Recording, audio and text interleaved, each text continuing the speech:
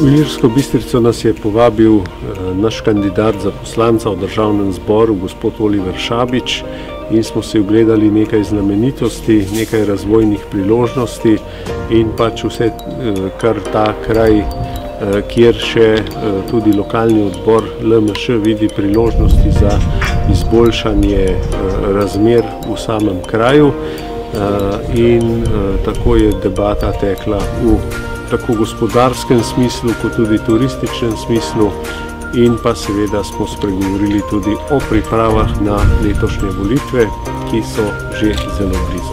Dobrodošli v Jaštenjah. 24. april bo pomemben dan in zato je pomembno, da se tudi na območju Ilirske Bistrice vsi udeležite volitev, kajti glas, ki ni oddan, je stranvržen glas in potem odločajo drugi.